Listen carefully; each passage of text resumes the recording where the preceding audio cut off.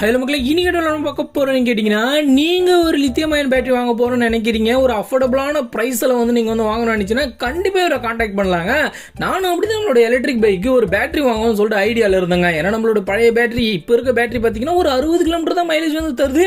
ரொம்ப தூரம் போயிட்டு வரணுமேன்றதுக்காக வாங்கலாம்னு சொல்லிட்டு சர்ச் பண்ணி சென்னையில் ஒரு இடத்த வந்து கண்டுபிடிச்சிருக்கோம். இவர் தான் பார்த்தீங்கன்னா கிட்டத்தட்ட ஒரு அஃபோர்டபுளான ப்ரைஸில் வந்து நம்மளுக்கு வந்து இந்த பேட்டரியை வந்து செஞ்சு கொடுத்துருக்காரு. இந்த பேட்டரியோட இது பார்த்தீங்கன்னா 60 volt 45 AH lithium ion battery. கிட்டத்தட்ட பார்த்தீங்கன்னா 150 கிலோமீட்டர் வந்து மைலேஜ் வந்து வரும்னு சொல்லிட்டு கிளைம் பண்ணுறாங்க. பட் நம்மளுக்கு 130 120 வரைக்குமே கண்டிப்பாக வந்து மைலேஜ் வந்து தரமாக கிடைக்கும். இது அவருடைய கான்டாக்ட் நம்பரு, சேவ் பண்ணி வச்சுக்கோங்க.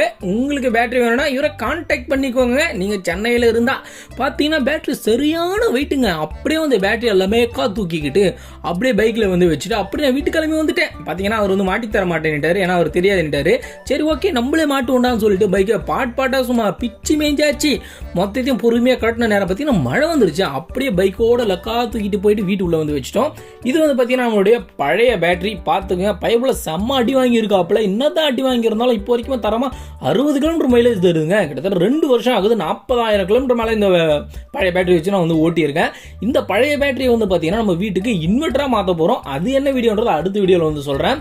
அதுக்கப்புறமா சும்மா விடுவோமா, வாட்டர் ப்ரூஃப் டேப் வாங்கிட்டு வந்துட்டுங்க.